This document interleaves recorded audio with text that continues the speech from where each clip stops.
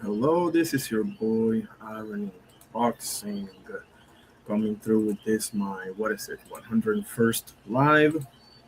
We are going to talk about this thing called boxing. We're gonna do a tribute to Sugar Ray Leonard. His birthday was yesterday.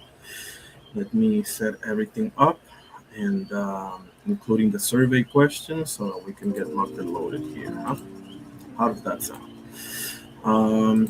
First and foremost, let us start with the Lord's Prayer. In the name of the Father, Son, Holy Spirit. Our Father, who art in heaven, hallowed be thy name. Thy kingdom come, thy will be done on earth as it is in heaven. Give us this day our daily bread, and forgive us our trespasses as we forgive those who trespass against us. And lead us not into temptation, but deliver us from evil. For thine is the kingdom and the power and the glory forever and ever. Amen. In the name of the Father, Son, Holy Spirit. Thank you, God, for everything. God bless every single one of you. I hope you're all having a great day, afternoon, evening, whatever the case may be. And I hope you all had a great start of your week. All right. Let's see. Oh, yeah. Let me set up the survey questions. It's going to be interesting. It's a fantasy matchup question, okay? I'm going to put 4 fantasy matchups, and you're going to tell me which one interests you the most. Deal? Okay. I'm going to put the link in a second, and we're going to get to the good stuff.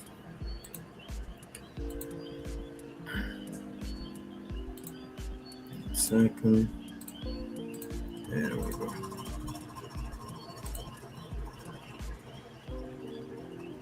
There we go. Okay, just setting everything up. Give me a second, please. Survey. Which one of these fantasy matchups interests you the most?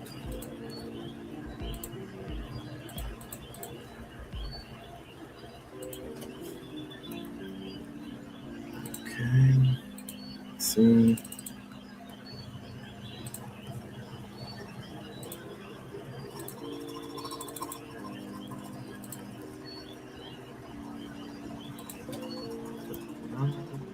Go and Floyd versus Bud.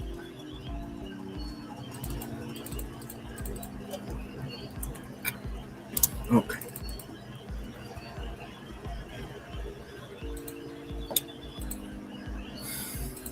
Give me a sec.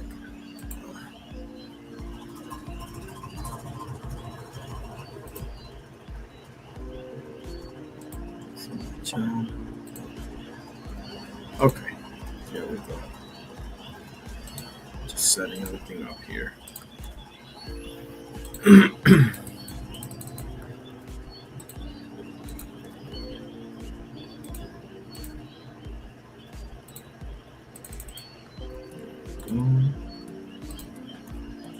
Okay, almost there.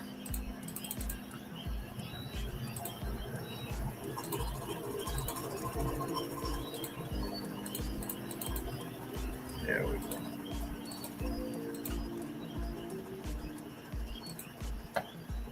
Those are the This is the survey question for today. Which one of these matchups interests you the most? Salvador Sánchez versus Alexis Arguello. Wilfredo Gómez versus Naoya Inoue. Julio César Chávez versus Roberto Durán. Floyd Mayweather versus Terence Bud Crawford. Oscar Pérez, el carnal. One of my favorite people. How you doing, sir?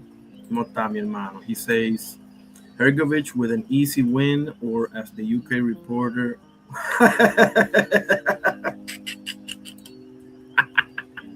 upset of the year. I mean, man, who did he beat? Tyson Fury?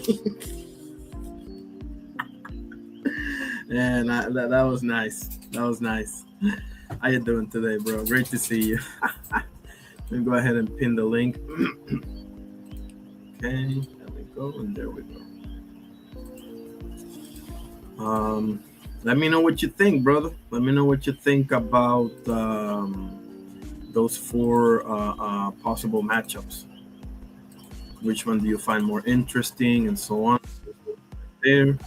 Okay, so there was something that happened with Clarissa and Alicia Baumgartner. I'm just gonna show you a short of that. Slide counter, how you doing today? That's my guy right there. How you doing? He says, 1 second. Okay, here we go. I was looking at welterweight division. I'd like to see Norman Jr. versus Paddy Donovan next. That will be very interesting.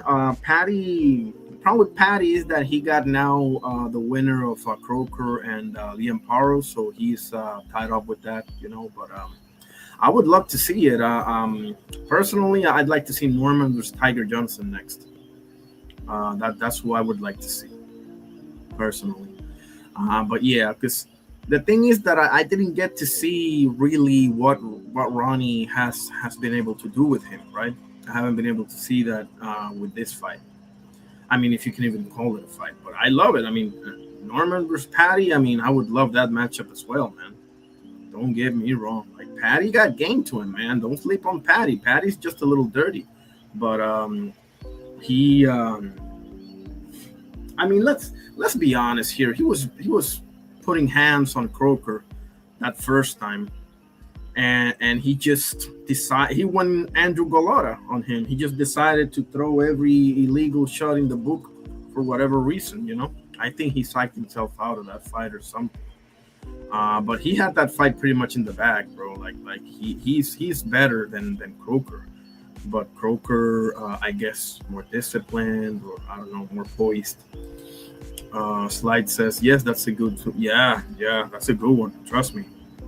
Tiger, don't sleep on Tiger Johnson, man. I'm about to call Delonte Tiger Johnson the dark horse of 47, man. I'm just about to call him that because Nicolas Flas, bro, he was doing his thing, bro, and this guy came in and just cleaned them up, bro, like badly. So that's the problem right now with Norman, that I don't really get to see of this fight what he's been able to improve on or this and that, but we will. Because I don't think that gets you a title shot right away, albeit in this sorry welterweight division that we have nowadays, right? Because I don't remember, maybe I'm wrong, but I can't remember the welterweight division being this bad. I mean, it's bad. But it is what it is, man. It is what it is, and yeah, let's show this thing right here between Clarissa and Alicia. They've had history, to say the least.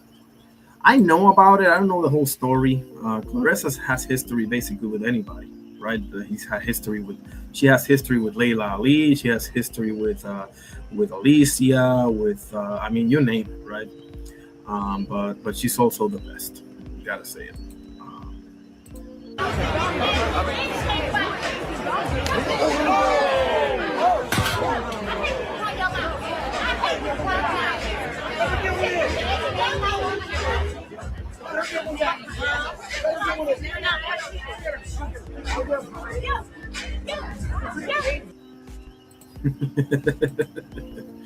Oh man. Oscar says, didn't think Flash was at that level yet. By the way, Tiger Johnson, but the way Tiger Johnson disposed of him, at least tells me he ain't done yet. Yeah, yes, sir. Tiger Johnson, man, I don't know. I don't see that guy losing to too many people, man. I don't. I think he's pretty much the real deal, man. I know we got Rohan Polanco coming up. We have, it's gonna get interesting. But as it sits right now, let's see. Let's take a look at the rankings and everything. Okay, so see right here. Okay, in the IBF, I don't know why they still have Hitchens there, but whatever. So where is there it is, Brian Norman Jr. So who can he fight? Arnold Barbosa? Not a bad opponent for him. I mean, he's a boxer. So if you want to prove yourself against a boxer, since you lost to one, Arnold Barbosa would be not a bad choice. Another good choice is the winner of Jack Catterall and Shakram Giasov, in my opinion. But I don't think he gets that fight because the winner of this fight has to go for the title. I mean, come on. How many times can you snub Shakram Giasov, right? Like, come on. Unfortunately, I don't know who this guy is. I'm sure he's good. Raul Curiel. That's Manny. Look at Manny Pacquiao there. Wow, we got Min Machine still there. Okay. I mean, I don't know. Ain't too many people there. Delonte Johnson, 11. I don't know about that. They don't even have him. Okay, so they have him 11 at the BO. The BC, nowhere to be found. They got Conor Ben number 1, guys.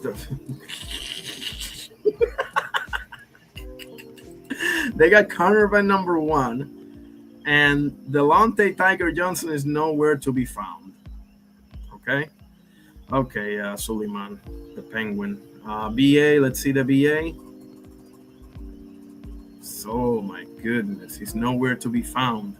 Shakram number 1, Curiel, Ben, Stanionis, Conor Walker. Oh, Conor Walker is also pretty nice. Jack Catterall, Norman, Julian, Hammerhands, Rodriguez. I like this kid too. I don't know who this guy is. I know who this guy is. I saw him one time. I think he's French. Abel Ramos is the guy that drew against Barrios. So you're telling me, let's see the IBF. You're telling me that, okay, they got him 14. Man, something wrong with that picture. I don't know. I thought for sure, exactly, bro. Like, I don't get it.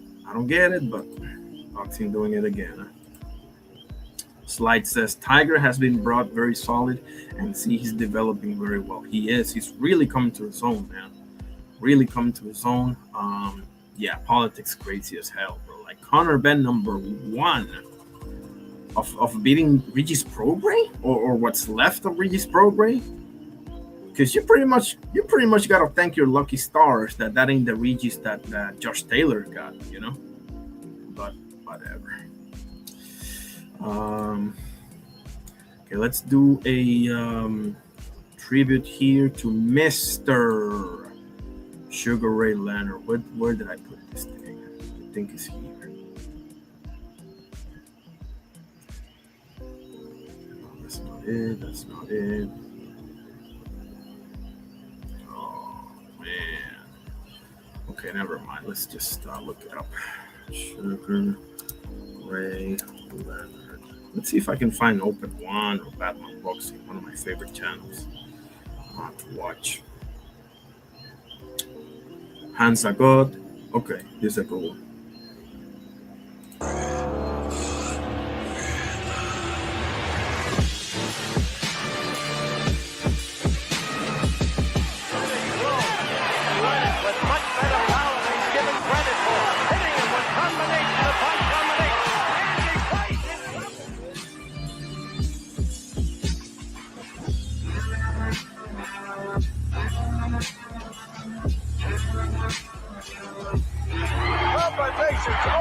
That was probably his most impressive knockout over, I believe, Davey Boy Green is his name. Oh my goodness.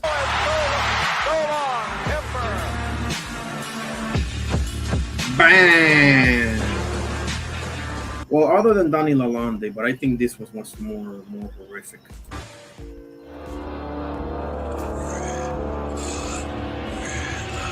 Let's see who else we got here. Open One, maybe? Do we have Open One? Yes. A lot of niggas hate, but they don't push shit. Shoot the silence every night, he can't catch this. Potato on a pistol finna fry, nigga. Put the gun on silent, be quiet, nigga. Hold on, cause that bitch go. When I shoot, it's on you. That bitch go. When I shoot, it's on you. That's Floyd Sr. When I shoot, it's on you. Copycat, nigga. You're blowing it now, son. You're blowing it. Yes, who can forget about that, bro? Tommy Hearns. That bitch go. When I shoot, it's on you. That bitch go. When I shoot. That was probably his most unbelievable win of all time, bro. The way he got up, bro, and just from the corner, I mean, and just pounced on Tommy Hearns, the most scary. Tommy Hearns got to be top 5 most scary fighter of all time. I don't think there's any debating that. You know, Foreman, Tyson, Hearns, we can debate about the other two. It's on you. That bitch go. When I shoot, it's on you. Copycat, nigga, monkey see what monkey do. That bitch go. When I shoot, it's on you. Yeah, he was born yesterday, see? May 17, 56. Love that guy. Hey, Slide, I mean, you're not wrong. I mean, at the very least, he's top 3, right? At the very least. Like welterweights of all time, let me think. I mean, you got to put the 2 Sugar Rays and Floyd, right? Those are basically the 3-headed monster on the welterweight. And Floyd probably, I could be wrong about this, but I think Floyd did better work at 40 than at 47. But I could be wrong about that. But nevertheless, that's probably the 3-headed monster, you know? We can debate other people, but yeah. Like Sugar Slide says, Ray had Ray had great killer instinct. Once he got you hurt, he got you out of there. That's for sure. Very underrated finisher. Because the thing is that Ray Leonard, he was such a total package. Like, I mean, even outside the ring stuff he had, like the smile, the how he articulated things, how he handled himself, the personality, and in the ring, I mean, what can you say? You had the footwork, the defense, the hand speed, the IQ, the offensive prowess, and he had power as well, like you said. Like the thing is that Leonard, he's such a total package that even the fact that he could finish you doesn't even come off the top of your head, because there's so many layers to that man's game. I mean, my goodness.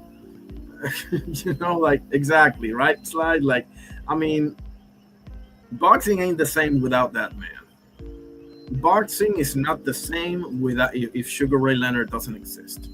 I'm just gonna go ahead and say it. Some people are just so influential, so important to a sport that you can honestly say the sport wouldn't be the same without this guy. Like Olympic gold medalist, I think he was the first $1 million either signee or gate. I could be wrong about that. I think it's Dempsey, the first $1 million gate. Don't quote me on that.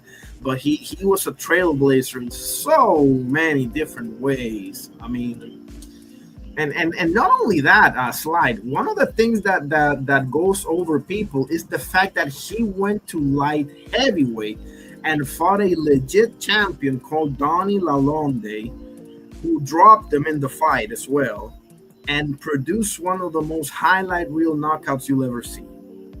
Like that, to me, and an older, smaller man stopped a bigger, younger man. Like, come on, man. Like you can't make this up. This is just greatness. I mean, I can have my opinions about what happened with the Hagler fight and what have you, but the reality is this guy's the real freaking deal, man. no ifs or buts about it.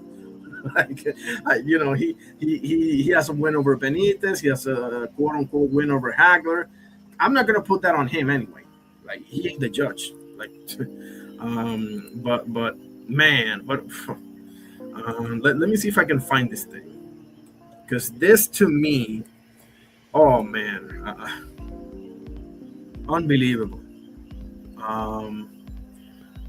Oh yeah. Let me see. This is when Tyson had that podcast, bro. I don't know what the hell happened with the hot boxing with Mike Tyson. I love that podcast. I don't know what happened. You know who else was a major fight for me?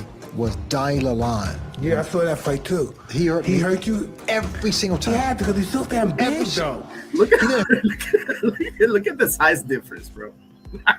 Every though. He didn't hurt me when he knocked me down. He hurt me every other time he hit me. I mean, I was almost out. Why did you want to fight that guy? Another belt. Another heavyweight belt. Imagine you're a little guy, welterweight, winning a light heavyweight belt. Yeah, it just. But I relinquished that crown right away, probably the second day, because I couldn't fight those big guys, man. They hit too hard. You know who else? Exactly. But my goodness, if you haven't seen that fight, watch it, because Donnie Lalonde was a legit guy, bro. He won no paper champion. Okay, let me see if I can find something. I don't like this guy, but whatever. Let's see this. Obey my commands at all times. Shake hands, good luck. He came in, right at the lineage, which I like to see. Good left hook. Good left hook by Lalonde. Good jab by Leonard. A good left hand. Amazing. There it is. Yeah, you can tell he caught him a little off balance with his own momentum, but like Leonard said, bro, he hurt me every time. I guess the question is, will Lalonde fold up? Will he run out of gas? Ooh. Right hand landed. You see that again. Did he caught him at the end of the punch? He might have caught him at the end of the punch. Right hand landed. And another right hand. Lalonde comes back. We'll see if it swings back the other way or not. Oh, both of them good right hands. Good left hook. Lalonde backs up against the rope. Leonard landing at will. We hope they don't stop the bout.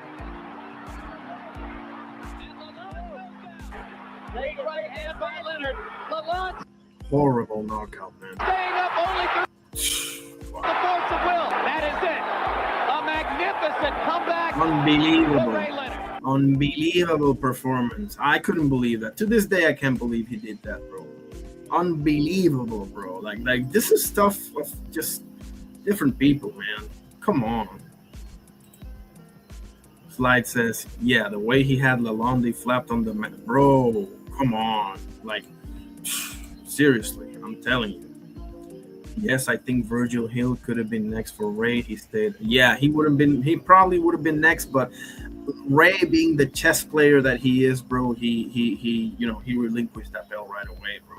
Like, one of these guys is gonna take your number. It's gonna take it badly. I mean, you saw what happened with Terry Norris and Camacho. They're not nowhere near that big. So imagine if Virgil Hill or one of those killers gets to him. Nah, bro.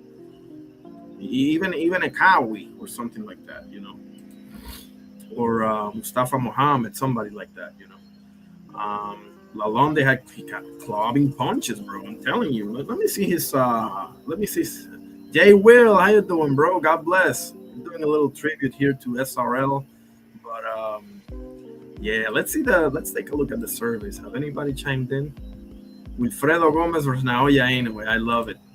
And Floyd versus Bud. Yep. Ain't no bad answer here. Like, which one of these fantasy matchups interests you the most? Salvador Sanchez versus Alexis Arguello. That to me is the one that interests me the most.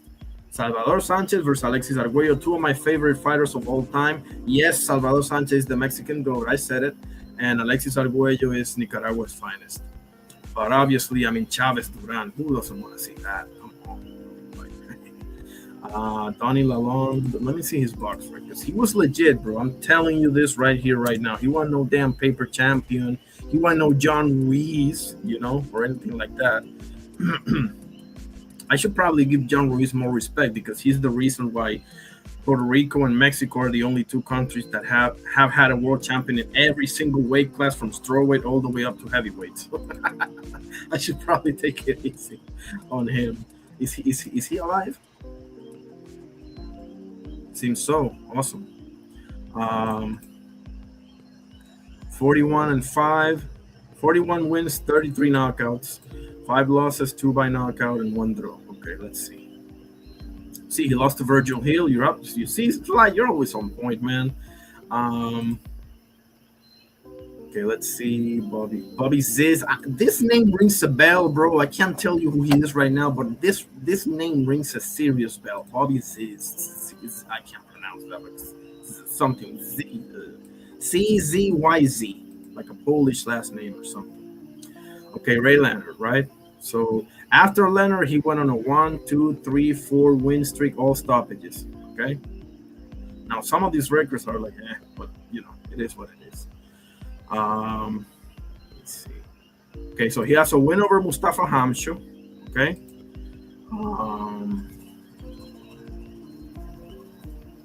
He's from Canada, right? Yeah. One of Canada's finest. Oh, I didn't know his alias was Golden Boy. Okay, interesting. Jay Will says Virgil Hill had 20 light heavyweight title defenses. Wow. I didn't know that. I thought it was like 15. Okay. Wow. Awesome. You know what? Speaking of Virgil Hill, 51 wins, about half of them by KO, 7 losses. Okay. Is he the one? Hold on. Is that him? Or is that somebody? Quicksilver. Okay, let's see. I'll find out. Yeah, Donny Lalonde. Is he the guy that lost to Roy Jones? Yeah, there it is. Yeah. I remember him now. Yep. With that vicious rib shot. But yeah, let's take a look at this man's resume. Frank Tate rings a bell. Lou Del Valle, of course. Okay. Lost by UD against Tommy Hearns. Okay.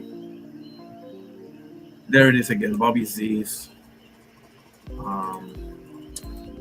I heard that name a lot, man. Bobby Z's, man. Something about this guy. Awesome.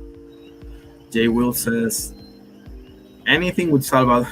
Exactly the same as me, bro. Exactly the same as me. And Salvador Sanchez wasn't from, Guadalajara or Ciudad de Mexico or one of the big, notorious Mexican cities. He was from a city called Santiago de Tunguesteno, which is like a remote city. I saw a documentary on him like 5 months ago or something like that. I should really keep notes of this documentary, man. I can't rely on my memory. Jay Will says Virgil lost to Hearns, Roy Jones, and Dariusz yeah, another one of these Polish names. Give me a second. I can't pronounce those names for the life of me. But the Polish names and the Thailand names, forget it, bro. You put $1 million in front of me and tell me pronounce this name correctly, I'm losing $1 million. Dariusz Michal, that guy. There it is right there. Dariusz Michal, DM. Forgive me, right? It's just. I'm sorry. He said Virgil lost to Hearns, Roy, and Dariusz. His upper competition. He was a cut below that. True, but still exactly like he lost to like all A-listers. So nothing wrong with that, man. Like Duran, same thing, bro. Duran lost to every single Ford King. He lost to Benitez. He lost to Iran Barkley. He lost to, I think he split 1-on-1 with Barkley. I can't remember. Somebody correct me in the chat. Did Duran lose to Barkley or are they 1-on-1? And he's my big problem with Duran, bro, is that Ken Buchanan fight, bro. Like that left a sour taste in my mouth, bro. Like he hit him after the bell. He never gave him a rematch. And Paul Buchanan was a animal, bro. Trust me. Oh man, trust me when I tell you. If you haven't seen Roberto Duran versus Ken, excuse me, I keep saying Paul Buchanan. It's Ken Buchanan. I'm sorry. If you haven't seen Duran versus Buchanan, please watch that fight. Slide says Bobby was a legit light heavyweight. He also went up to heavyweight to fight Holyfield. Yeah, bro, that name rings such a bell with me, man. As soon as I'm done with the live, bro, I'm gonna check that out.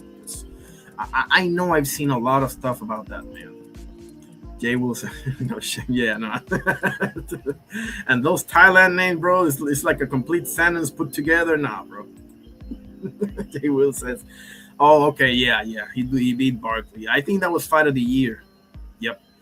Um, so ain't no shame in that, bro. Like, not really. Like when you go up, and is there really a shame in losing to Sugar Ray or Hagler? By the way, he gave Hagler all he could handle, bro. And Hagler's my favorite fighter of all time. But I have to say it. Like, I was impressed. Like, let me put it to you this way: I was super impressed. Vladimir Klitschko, the fight that he gave Joshua, AJ. Like, I gained more respect from Vladimir on a loss than I ever gained in those 3,000 defenses that he had with a bunch of. I'll leave it there. So same thing for Duran. That I thought for sure Hagler was gonna crush him like a grape, and nothing of the sort happened. So I gotta tip my cap off to you. Like Hagler, he murked John Mugabe. He murked Juan El Martillo Roldan. He murked Fulgencio Belmejias. He murked, what's this guy name? Well, he didn't murk him, but he beat a bad Benny Briscoe. A lot of legit dudes, bro. He couldn't murk Duran, man. As a matter of fact, he murked Tommy Hearns. Well, he didn't murk him. It was an all-time great fight, but you know what I mean. Like, he stopped him, knocked him out and everything. So, yes, sir. 100. He says Duran's first pro fight, he weighed in, and how about that, bro? How about that? 119. What is that? Bantamweight? Let me think. 126 is featherweight. 122 is super bantamweight, right? And 118 is 118 is about, wow, unbelievable. Oh yeah, and Benitez too. Yeah. At their best, yes. He didn't fought Leonard like in like heavyweight or whatever. No. He fought Leonard and beat Leonard. Like that first fight against Leonard, woo-wee, he put on a show on that one, man. Like that's one of my favorite fights to watch. Like if I just want to watch a fight for entertainment purposes, that's one of the ones that jump out of me. You know. Let's see what else we got here. I had to put a lot of stuff on my Discord. If you guys use Discord, join my server. I put a lot of stuff. You see, I got a boxing channel here, UFC channel, wrestling channel, baseball, hoops, everything. I put a little bit of everything here, so let's see. I want predictions, guys. Actually, hold on. Let me ask you something, J. Will and Slide. Answer me this. You can only sign one boxer per line. Who's on your team? Okay. I got Ali, Fundora, Hagler, and Trinidad. Those are my choices. Fundora, because I think she has the most future out of everybody here, Otherwise, I would say Serrano. I mean, anybody. Katie, Shields. I mean, you're making bank with either one of these chicks. Fundora, to me, has the one with the most upside, at least right now.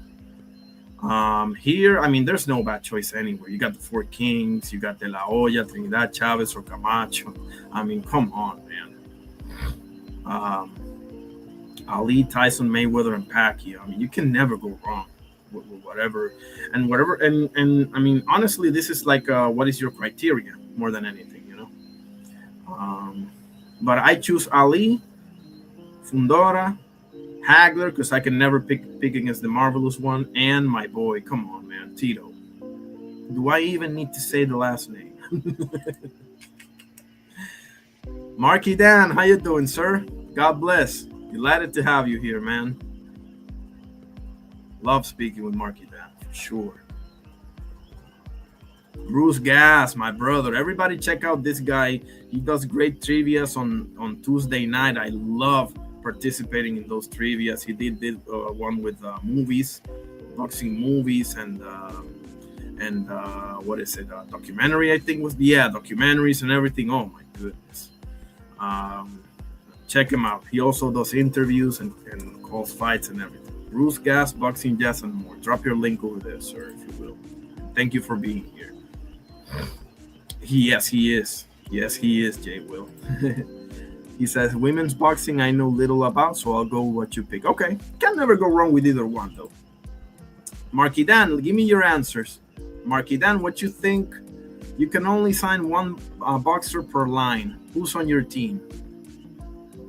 Again, I say, for me personally, Ali, Fundora, Hagler, Trinidad. Biases.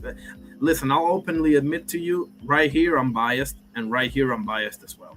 These two, I'm just picking, because if I was biased, I would pick Serrano here, right? But no, I'm going with Fundora. And here, I mean, you can pretty much flip a coin. But Ali, just on personality alone, man, Ali will fill up Ali could fight me and he'll fill up a stadium, bro. Trust me. Slide says Ali, Serrano, Leonard, De La Hoya. Yes, I love it. I love it. The link is pinned if anybody wants to join. There are not too many news. I want to get predictions for this. Champ Ross, God bless you, my guy.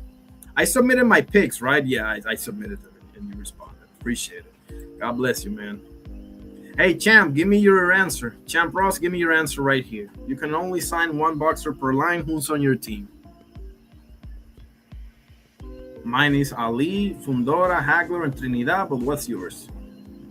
Let me know. Appreciate you, sir. Marky Dan says, Ali, Katie Taylor, Lerner, and Oscar. I love it, man. I love it. Can never go wrong, bro. Can never. So let's, I'll put up the link again if anybody want to pull up. I'm looking for predictions, right? I'm looking for predictions for the Egypt card. Where is it?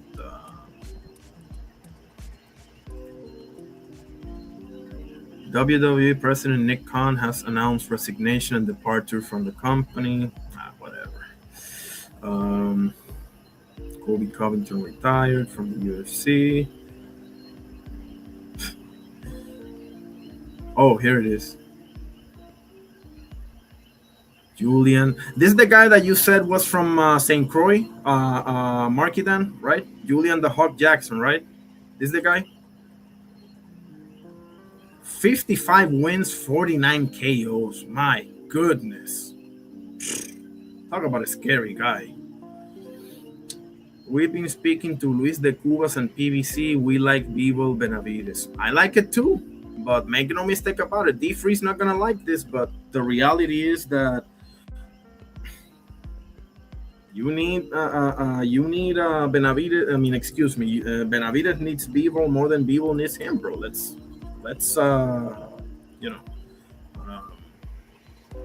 be honest here. Who's the guy that has a win over Canelo? I mean, Jay Will says the stadium is outside in Egypt. I think it's going to be pretty hot, bro. You think?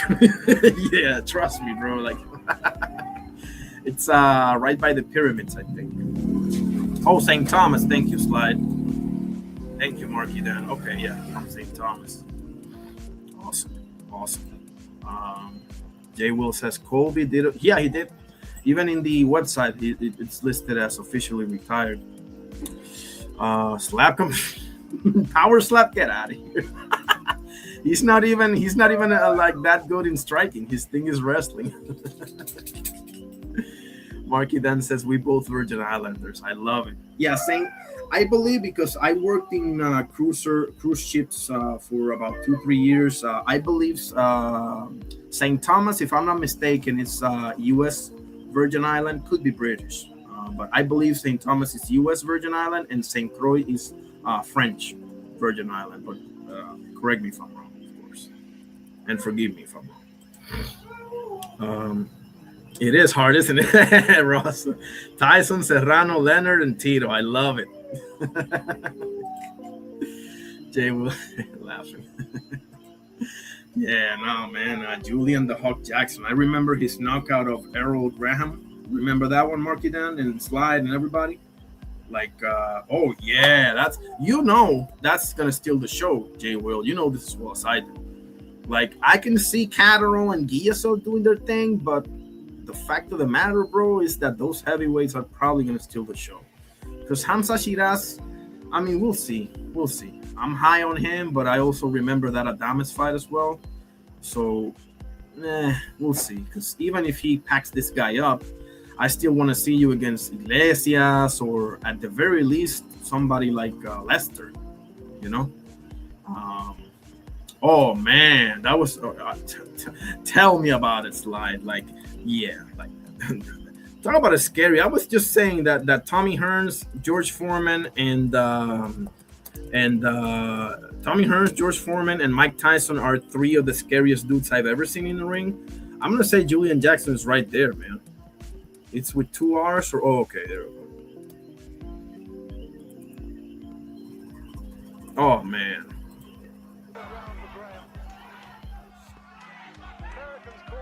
Waving him off, trying to get him off the ropes, but Jackson has so little in comparison to Graham tonight.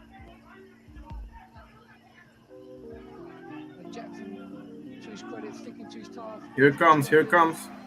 But falling ever further behind. Oh, man. That's what we got worried about. Now that's a knockout. KO, not T, no T's there, no. KO, okay? God bless this man. This man was good too. Errol Graham was no slouch, man. I'm telling you. I've seen a couple of him. Oh yeah, special kind of power, bro. I'm telling you, like Tommy Hearns level, like Lucas Matisse level, like let me think. I would say Ernie Shavers probably fits the bill, right? Like, and listen, let's be real, Deontay Wilder as well, right? Like Deontay Wilder has Deontay Wilder, whatever you feel about his footwork or lack thereof, or whatever the case may be, bro, when he knocked out Hellenius and Stiverne too, I thought they were dead, bro. I'm not gonna lie, bro. I'm not gonna lie. I thought they were dead. That's the truth. Like, yeah, special kind of power for sure. What's your let's see.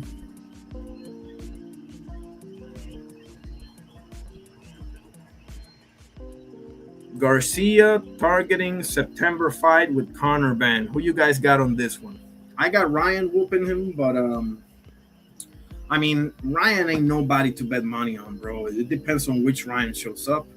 If he decides he wants to not mess around, I don't know. Because people were saying, and rightfully so, over at B3 that they, Keyshawn, they let him do what he wants and everything. Well, same for Ryan, man. Same for Ryan. Like, you remember this guy, Joe Goosen, he said it, like, you don't train Ryan, you train with Ryan or something like that.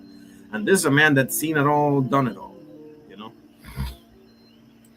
Marky Dan, put your link. Let me actually make you a mod because I want to subscribe to your channel. You said you talk about politics and everything. I've been aching to talk politics with somebody. Like, come on. Let me make you a moderator. And why haven't they made Slide a moderator? Hold on. Man, what's wrong with me? There it is. And Slide as well. Anybody here I haven't made a moderator, make sure you let me know. Okay, there we go. There we go. You got the wrench. Marky Dan says, Emil Griffith was born on St. Thomas, but was raised on St. Croix. Awesome.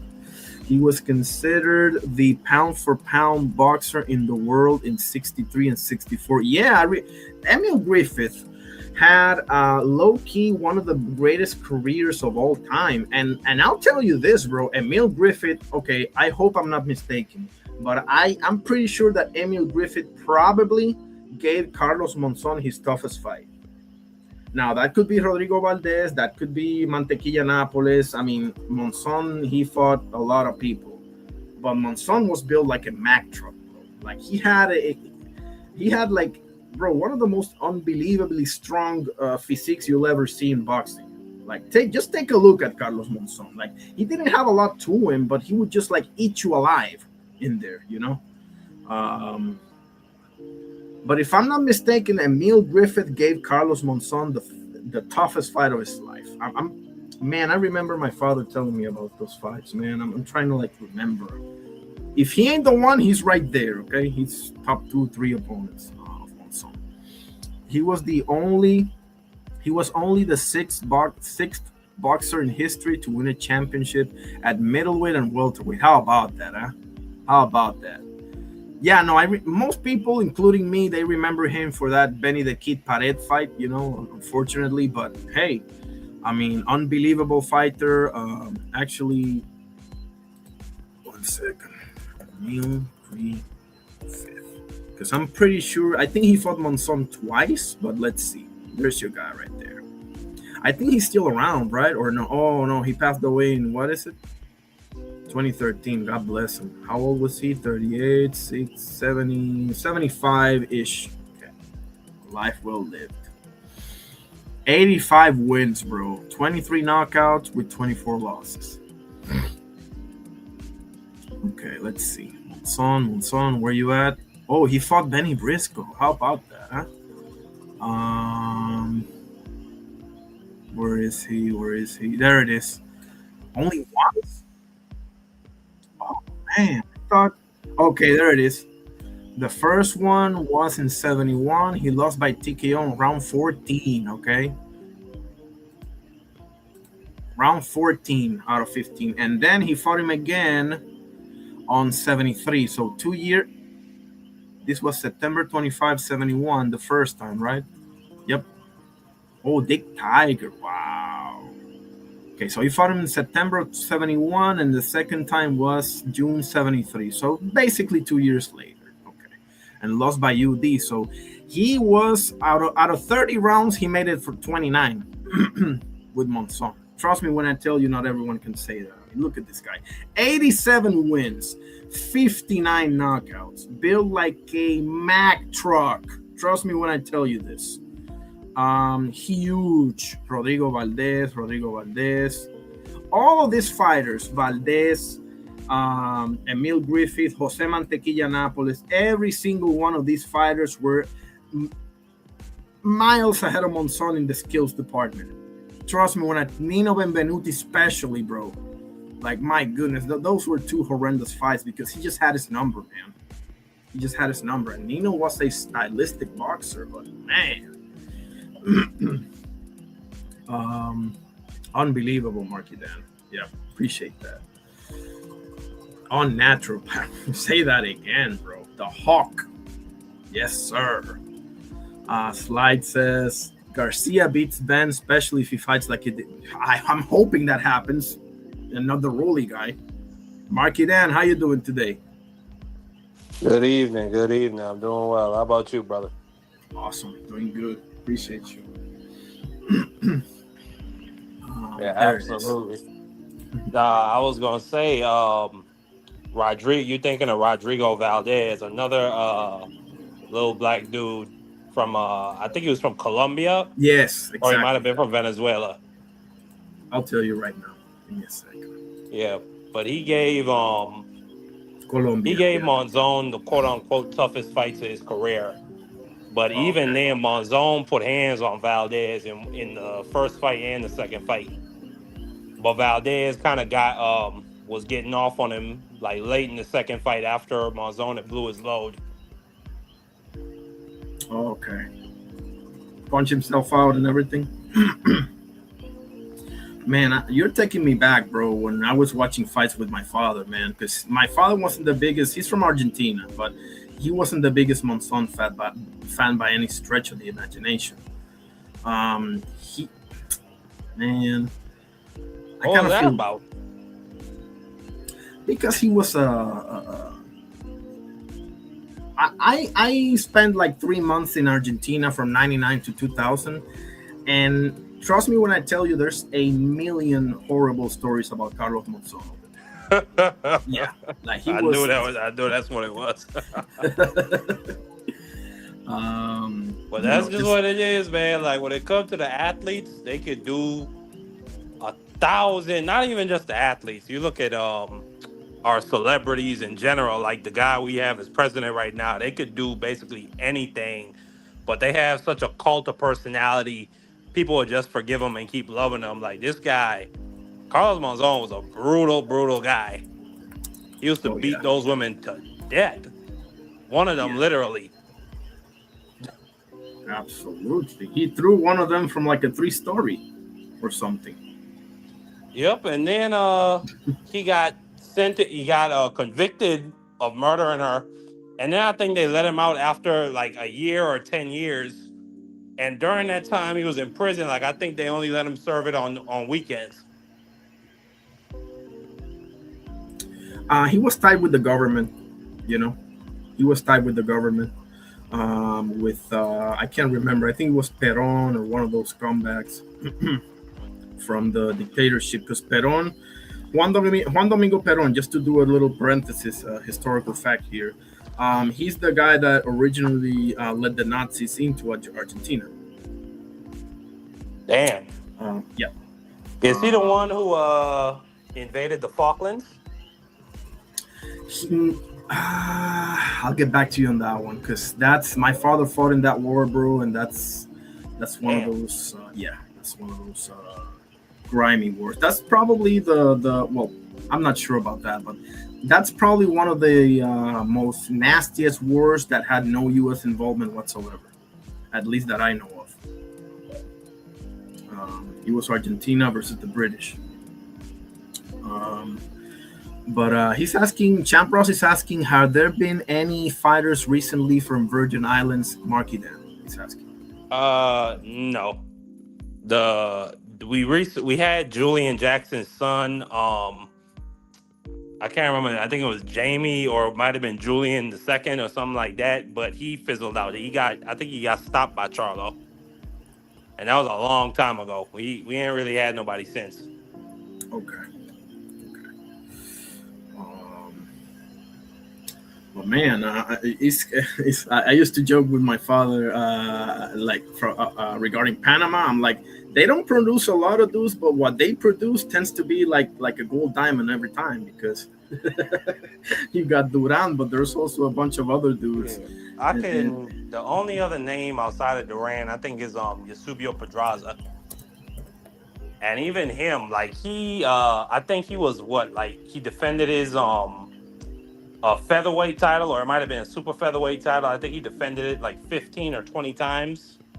But that was against, I ain't gonna say nobodies, but I'm gonna just say he didn't fight in the U.S. a lot. He fought in the U.S., I think, twice his entire career. And once was against Livingston Bramble in a pretty good fight. Or not Livingston Bramble, Rocky Lockridge. You remember Rocky Lockridge? That guy that he stopped Roger Mayweather? Yes, and he that gave was a great fight he had with Rocky Lockridge. Yeah, because Lockridge was getting out on him early, and then he came back late. I was putting hands on Lockridge. That guy gave Leonard and, if I'm not mistaken, Chavez as well a very tough fight. He's the guy. I could be wrong about Chavez, but I know he gave Leonard fits in their fight. I don't think Livingston Bramble. He might have. I'm not sure, but I don't think they fought. Because Livingston Bramble, he was like a featherweight, super featherweight. Livingston Bramble. Not Livingston Bramble. I keep saying Livingston Bramble. That's another Virgin Island boxer. I meant a Rocky Lockridge. Oh, okay. Yeah, Livingston Bramble. That's another. That's a St. Croix product. Former world champion. I think he beat Roger Mayweather. I just saw the other day his fight with you know who Crush is? Crush the Legend? Of course, that's Crush the OG. I love that guy, and he recommended that fight to me, Livingston Bramble versus Ray Boom Boom Mancini. Oh my goodness. What a fight that was, bro. Celestino Caballero, I forgot about him. Oh man. That's why I love my boxing people. They keep me on check, bro. Oh, yes, live. You think so? He says, I think Monzon was a live wire type guy. Oh, man, to say the least. Come on, bro. You kidding me? So who you give me your predictions for this weekend, bro? Who fighting this week? Usyk and Rico and Oh, that's this weekend. yeah. That's not the 29th. Say that again. That's not the 29th of June. That's this weekend.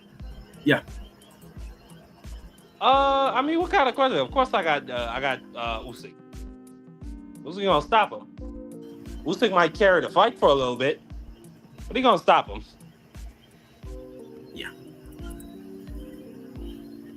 Yeah. I have it at like 7, 8-ish because Usyk. I agree with you. Usyk's gonna carry the fight a little bit just to put on a show because I'm gonna say they fighting at the pyramids of Giza. Amazing, huh? How about that? How about that, huh? Never had a venue like that ever in boxing. So he got to carry the show. He got to carry it on for a little bit. Enjoy the moment. For sure. And not only that, I mean, I think there's like 15 countries represented in this card. Like, we have a female fighter from Japan. We got a few from Egypt. We got one from Saudi. We have obviously American, Canadian. We have one from Mexico, I think. And then we have Hamza Shiraz. We have a few Africans, a few Asians as well.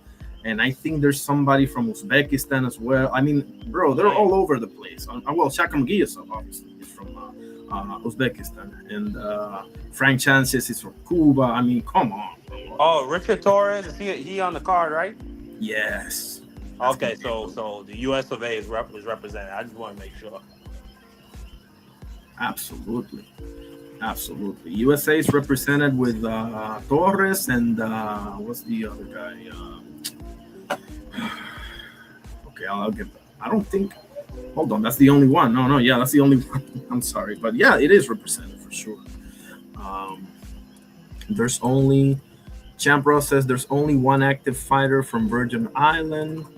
Dion. You gotta tell me who that is because I don't even know. He says I just looked on BoxRec. I posted Dion the link. Pruitt. Yep. Yeah, Pruitt is yeah, that's our last name I know. I don't know that individual, but that's our last name I know. Okay. Let me take a look. 30 years old and 9-0. 30 years old? It's almost like a Ben Whitaker type. Ben Whitaker is like 29, and there he is. The U.S. Virgin Islands, Orthodox, 6'2". But he's fighting bums. He's fighting bums. Jesus Christ. Look at this record, bro. 22 and 24. 2. Don't forget the 2. Yeah. Then 0 and 7. Oh. Okay, he finally fight somebody above 500. 8 and 2. 6 and 30 and 5. Holy shit, bro. That is wild. I mean, you usually get 1 or 2 of those in your record, but he got like 6. But I don't see a fight coming. Oh, he last fought on September. Okay, so I mean, we'll see. Hopefully, he gets back in there. I mean, I'm rooting for the brother. I'm rooting for him. Of course. But yeah, I think if he step up, he'll get beat down.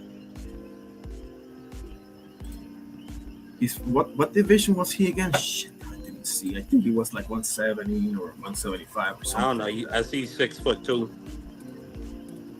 Yeah, should be like right up there. The card is solid. I agree, Slide. Like heavyweight, maybe super middleweight-ish around there. What do you think about Hamza Shiraz, man? Give me your opinion. I think he's an excellent young fighter. I think he has the potential, in my opinion, to beat everybody at 168, potentially move up, put hands on everybody at 175. I think a lot of people, they judge him harshly based off of the Carlos Adames performance, which they have the right to. But if you actually watch that fight and watch the aftermath, both his hands were, I ain't gonna say broken, but they were swollen. I mean, just disgustingly. So that was just a rough night for him. I think he has the power, he has the boxing ability, and he has the size to beat anybody. He's Fundora if Fundora could box. Exactly. And if Fundora had good eyes and good vision. And yeah, exactly. That's another problem with Fundora. I think his sister. The only thing that'll hold him back is brittle hands. That's about it. And he has a nice coach. I actually believe Andy Lee's pretty nice as a coach. I love him as a fighter too. Don't get me wrong, but I don't love his opponent, man. He's fighting. What's the name of the guy again? Freaking Alan Begic. I think that's what he is. Yeah, there it is. He's fighting Hamza Shiraz now. Look at his age, bro. 39 years old. Like, I know the record's there, 29-0. Let's look at the that's resume. a German. That's a German. You know how they do in Germany. Yeah, exactly. I mean, this guy. I mean, at least they're not the records, 18-12. I mean, but I don't know, man. Let's be honest here. They're giving this so he can shine. You know, that's what they're doing, which is fine. It's whatever. But the fight that I want to see him with, and I want to get your answer on this as well, is Osleis Iglesias. Personally. Who? Jose who? Jose Iglesias? Osle, it's kind of a tricky name. I think it's Osleis Iglesias, the Cuban kid. I think I've heard of him, but I don't think I've ever actually seen him fight. So I can't even say, but I would pick Shiraz. Interesting. This is another long ass dude, 6'2.5". You see, southpaw, 15-0. I've been telling people forever this guy's about to take over. Excuse me. Yeah, exactly. 168. Oh no, the Cubans have had a rough time as of late. David Morrell.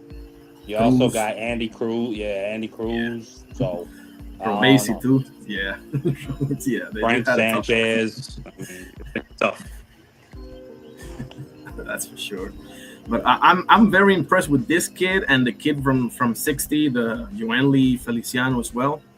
I'm very high on both of this, but they may end up being another Morel, bro. Like, let's hope that doesn't happen. But Morel, he got put to bed standing up. That was crazy.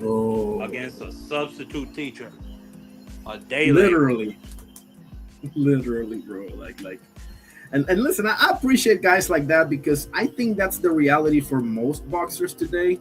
Most of them have at least a part-time job to pay for their stuff and whatever the case may be. But bro, absolutely. There's nothing wrong with if boxing ain't paying you, making sure you have a job so that you can feed yourself and your family. There's nothing wrong with it. I'm just saying, a guy like David Morrell, who boxing is his full-time profession. Boxing subsidizes his entire life. So there should be nothing else that his entire focus should be on. Outside of maybe his family. And he lost to that guy. Matter of fact, not even your family. When you're in camp or when you're training, you need to be switched on 100%. This guy, Chele, is a teacher. So that's a bunch of little people he has to be switched on for.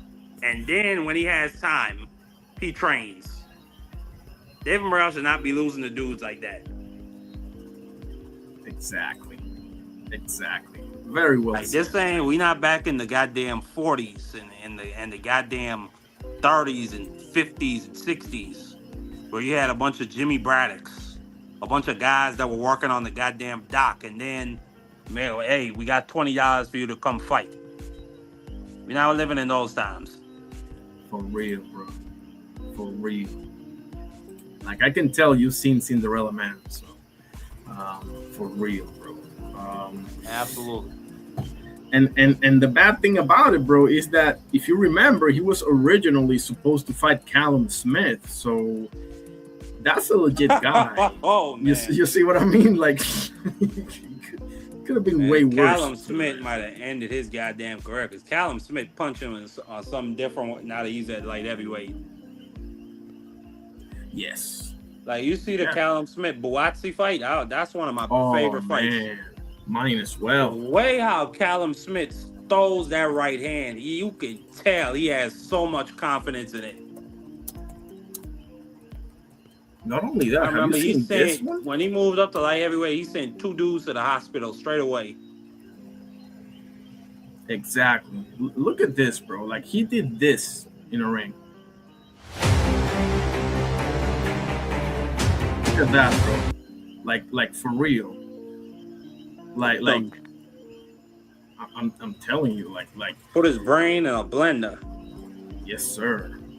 Like he low key, bro. He dodged the bullet. I think we can all agree to that. Yeah, but there's more than that, Champ Ross. It's more than that. I used to think it's just a little knucklehead in him. I think there's something off with him because there's no way that you switch up to Salas and then this happens. Like I don't know. I just gotta believe. No, I there's think something. he drinks a little bit too much of his own Kool-Aid. That's what I think it is. Like he thinks he could do all that goofy stuff he did in these fights where he's showboating, and it's not gonna come back to bite him in the behind. And we saw what it was. And he's a very talented guy. You know what I'm saying? He has great reflexes, very athletic.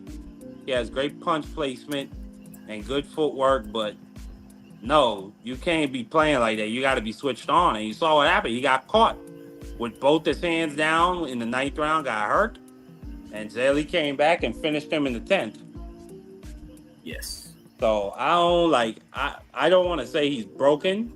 Because like I said, he's a great talent, but I don't know where he goes from here. I don't know if he has to look himself in the mirror and evaluate some things and say to himself, I need to stop playing around?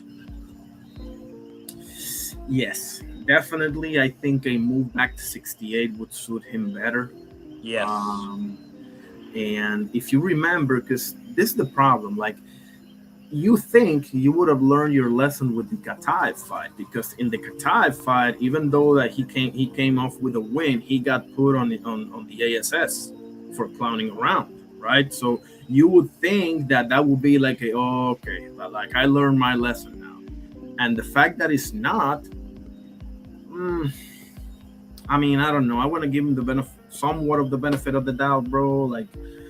First things first, move back to 68, get you a fight with, I don't know, let's see. Do I still have the rankings here? Or did I pivot it over? Okay, let me go to that. I mean, I wouldn't mind a Jaime Munguia fight if Munguia could find the nuts. Yeah, that's a big if. I don't like Munguia, bro. It's no secret. Can't stand that boy. Never have, never will. Pacheco, who knows what he does. I heard that he's coming back in July or whatever it is. He's with Buddy McGregor now, so we'll see how. I like Pacheco.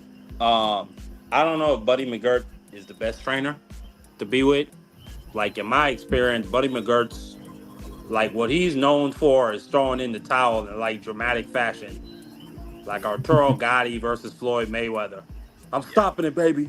I'm stopping it, and Hakeem Rahman versus Klitschko, and then that fighter he had that passed away. Like, that's really all Buddy McGregor. He's not known for training like guys to become world champions. So I don't know if that's the best trainer to be with, but hey, Buddy McGregor was a good fighter. Was a great fighter when in his time. As a fighter, yeah, I'm with you, and I agree as a trainer as well. To be honest with you. Pacheco, I don't know. I'm not feeling it, man. I'm not feeling it. I could be wrong. Look who's here, top right side. How you doing, sir? God bless you. They're long-winded, my brother. My brother, man. Hey, well, first things first, man. Can y'all hear me? Testing 1, 2, 3. Yes, we can. Yes, we can. Man, first things first. Irony. It's always, man. It's great to be on a boxing show with you. You know what I'm saying? Nothing but love and respect. You know what it is. I got my brother, the young one, the historian, Marky Dan, one of the most knowledgeable. Man, I don't know what we're talking about, so I'm gonna sit back and listen for a second. And I'll jump in when I get the opportunity. But appreciate you allowing me. Well, we just spitballing different time. We were talking about Morrell. What do you think of him getting put to sleep by a day laborer, a substitute teacher? Well, David Morrell.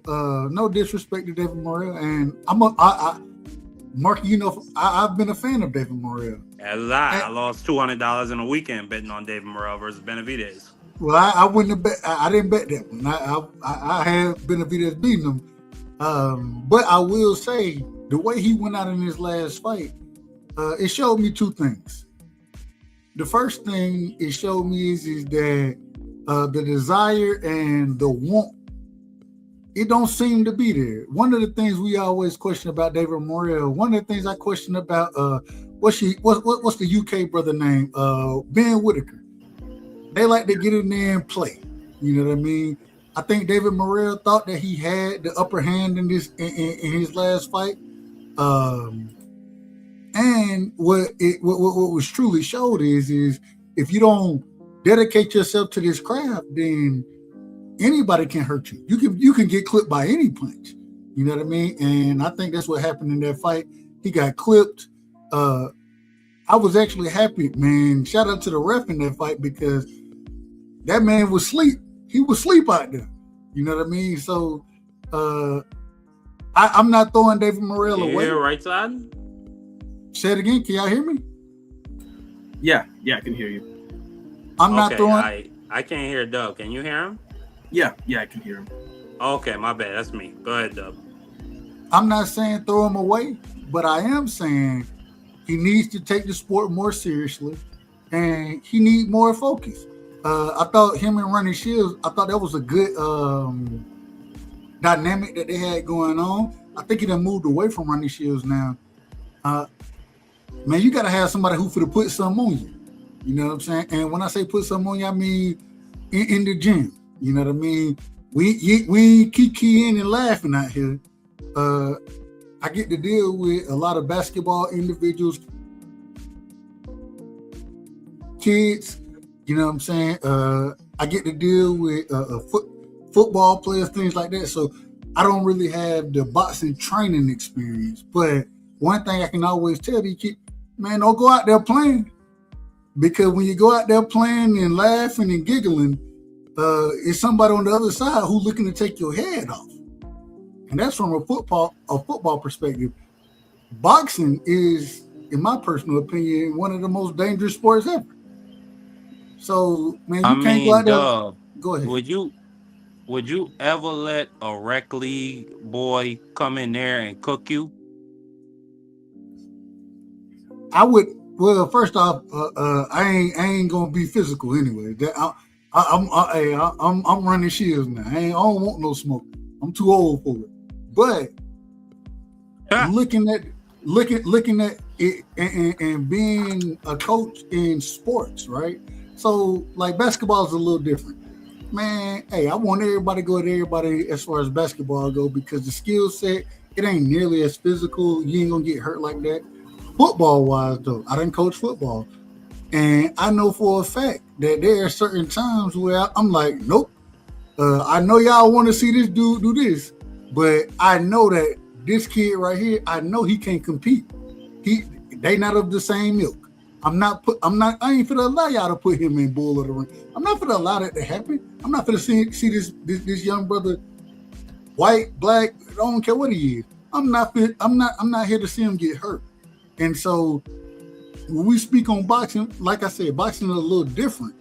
But at the end of the day, man, I don't want to see overmatched anything. You know what I mean? Especially in the sport of boxing. When we see overmatched fights, that's when people get hurt. I ain't trying to see that. So I wouldn't allow even this past weekend, I can't remember the Canadian brother name, but he fought Brian Norman Jr. The Wagner boy. Okay, y'all know him. Thank y'all. But I wouldn't have if I was his trainer, I'm like, yeah, man. Man, what did you make it? What did you make of that? The referee, because I think the referee had something on the over, and I think the doctor did you see after the first knockdown, which by the way he did not beat the count. The second knockdown, the referee called time, and the doctor is taking forever to put his gloves on. I think the doctor and the referee was in cahoots, and they had something on the over. I don't want to go that far into conspiracy, but man, all I'm saying is I would have never allowed that man in the ring with a Brian Norman Jr. I wouldn't have. I thought that, and me personally, after Brian Norman Jr. became champion, you know what I'm saying, lost to Devin Haney. I'm looking for him to fight elite level competition. I had never heard of this guy. I had never heard of him. And I was throwing the towel in. I'm throwing the towel in from my computer. I'm throwing it in. I'm like, dude throw a punch? Did you? That's a legit question. I don't think I did, to be honest with you. Yeah, the man he was scared. Dead ass, bro. He seemed to be scared out there. Yeah. Not only that, if you take a look at the first knockdown, bro, the way he got up, I can't believe they didn't call the fight. Like, he got up, bro, like staggery, like super staggery. Like I was shocked that they let it continue from then. So, but even then, and this is the interesting thing, because the way that fight kind of played out, and hey, shout out to him, and no disrespect to the individuals saying no mas, but sometimes, man, you overpowered, you overmatched. You know what I'm saying? And this was a fight that you were clearly overmatched. I would rather see that than what we seen with Warley against Daniel Dubois. I disagree. Hold on, Warley, they should have been stopped the fight against Warley. He was swinging. Should they have been stopped Evander Holyfield versus Riddick Bowe? Yes. Well, you not about this heavyweight classics, Dub. It ain't man. Listen, I love to see, and we all understand boxing. It's a brutal sport, right? But at the same time, man, we y'all watch boxing like I watch it. Once an individual is overmatched, and I thought he showed up well, very good in those early rounds. Classic fight. But it did get to a point where I was like, all right, bro, the brother he only licking the land of right hand. He can't see out the left eye. He got blood pouring it. Come on, man. Save this brother. Save him from himself. And I know fighters are warriors, and they'll tell you, I want to go out on my shield, but sometimes you, whether you the ref, the doctor, man, you got to stop that stuff, man. It do get to a point. It get to an extent, and it be hard to watch. I don't want to see nobody get beat up that bad. I want to, hey, if you get knocked out, whatever. But to see somebody just getting brutalized out there, what I'll say is this is the heavyweight division, and the heavyweight championship was on the line that night. We saw Floyd Patterson, and I'm going back to the 50s, a time when you were a champ, if you they would not stop a fight on the feet. They would not stop the fight on the feet. You had to get counted out. So we saw Floyd Patterson get dropped 7 times in one round against Ignacio Hansen. One of the most brutal things you will ever see in your entire life. Yeah. Classic goddamn moment watching that man get his head beat. That was the first one, right, Marky? Then that was the first fight. That was the first fight. Okay. Yeah. But Marky, one of the things that we understand is, and we have to be. But let me say before you say that, Dub. And then guess what happened in the second fight, Dub? Floyd Patterson come back and stretched Ignacio. Had that nigga left foot was seizing up while he was on the ground. But he fought a different fight. But my whole point is Warley could come back. He'll be all right. I'm not saying he can't come back. What I'm saying is even if, and I don't disagree with your breakdown. He should have been stopped sooner, is what you're saying, basically. Go ahead and stop. If you want the man to come back, that's fine. I ain't got no problem. But spare him the damage that he could take, because the man couldn't see. The man, I believe his nose was broken. I haven't looked it up, so that's what I believe, but I could be wrong. All I'm saying is, I think Howard Foster was. And I understand Howard Foster's position not stopping that fight, because you remember Howard Foster took Warley to the doctor. He took him there twice. The doctor cleared him, despite the fact the man had a nasty cut over his left eye, and his right eye was shut and his nose was broken. So the doctor cleared him. His corner kept letting him come out, and he understood that Warley is the champ. I thought the fight should have been stopped in the 9th round. Like, if you go back watch that fight. In the 9th round towards the end, they were like exchanging. Like, Warley caught Dubois with a clean straight right, and then Dubois came right back with a counter right hand, and then again they exchanging on the ropes. Warley catch him again, and Dubois catch him with a straight right, that almost put this man out the goddamn ring. He Man, had that some was sloppy held drunk. on to the rope. It should have that been was stopped a right there. Marky. It was a time, man.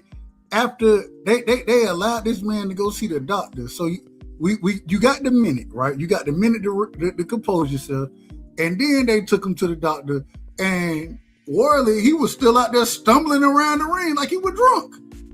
I'm like, man, stop the fight, bro. Stop the fight, man. Stop the.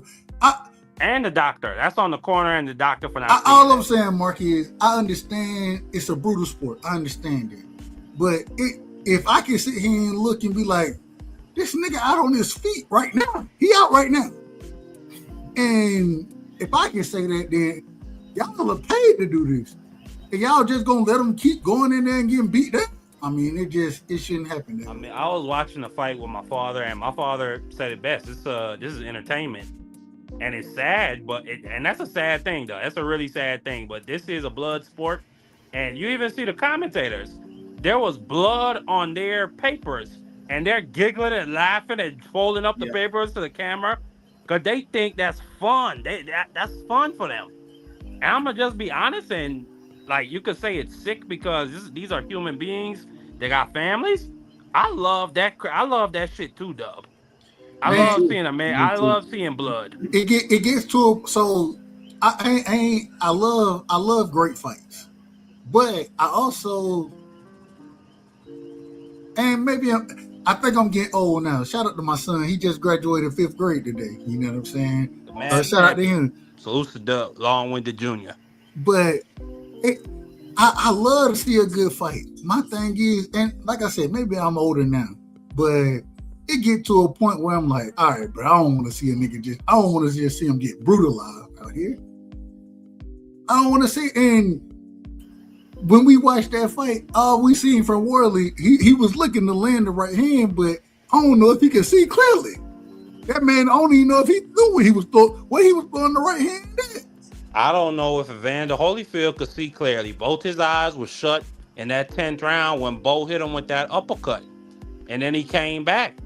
You never know. I mean, the man is a champ, and he dropped he dropped Dubois twice. So in Howard Foster's mind, I'm gonna get this guy every opportunity he can. Yeah, you should give him. The thing is, I think you're both right in a way. And no, Dub is absolutely right. I'm just like that's just the code of ethics when it comes to the heavyweight division. Absolutely. Not only that, I mean that's the stakes couldn't be higher. So. But real quick, let my last point on it. I understand that, but my thing is so, and like you said, he dropped Daniel Dubois twice, but he dropped him in the first round with the first 10, 15 seconds or something, and right then side of the head, and then the second time he got dropped, Daniel Dubois got dropped. He really didn't get dropped. He took a knee. You know what I'm saying? And I thought that was one of the smartest moves he could have made because he probably felt hurt. You know what I'm saying? Hold on. Let me not catch any other crazy punches. Let me recompose myself. And then he started sitting down on that jab the way that he did. And then man, Worley was getting hit with shots. I'm like, man, Worley don't know where he at half the fight.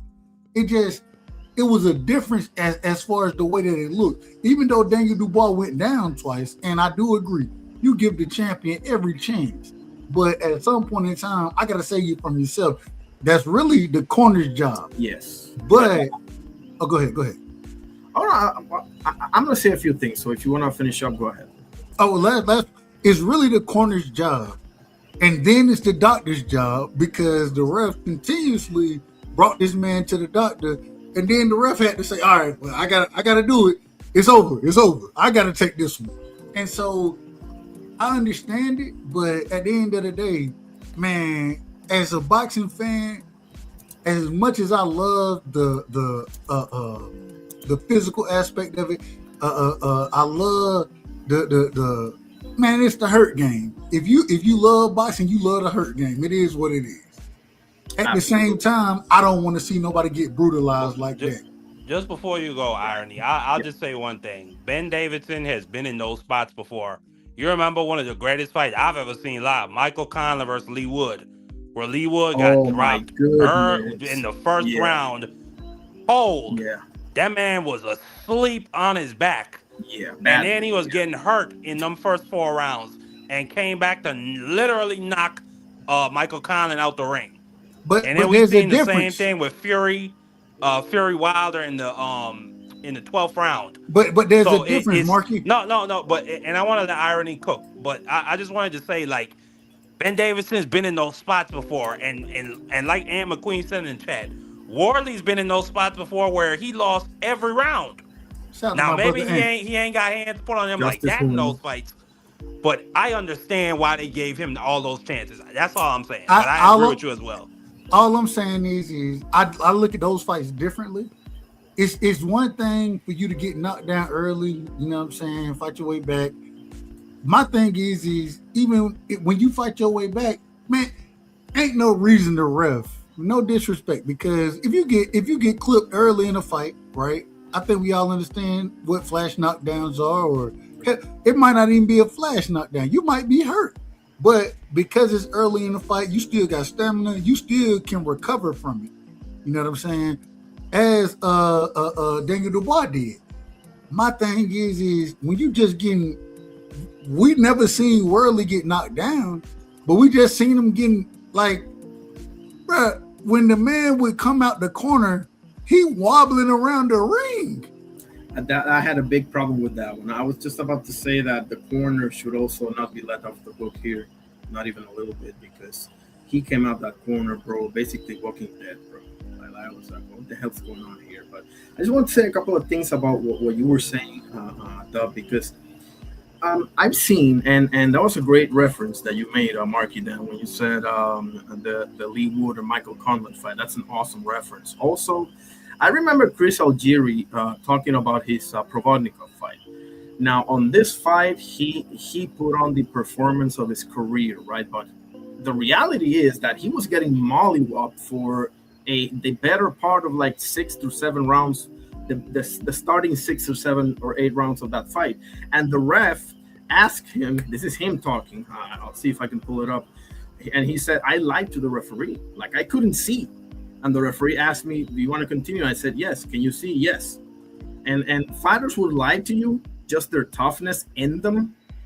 So as a referee, you can only go with what they say. You know, you can't, unfortunately. But real quick, and I want you to finish. I gotta say, I agree with that as far as the referees go. But when these doctors get up here talking about, do you see 1 or 2 fingers? I be thinking to myself, I'm like, this is the. I mean, my son can tell you whether he sees 1 or 2 fingers, and it got to be a higher bar or a higher level of assessment than just saying how many fingers you see. It got to be a higher level of assessment. That's my opinion, and I maybe I'm wrong. Go ahead. I don't disagree. A lot of times also, and there's no good way to answer this, guys. Like, that's why I say you're both right, because we know, us here that watch boxing, we know people have died in that ring more than once, right? So we know that, and we understand that, and we don't want to see that. But at the same time, we've seen so many of these examples that, like the one Marky brought up, and so many others.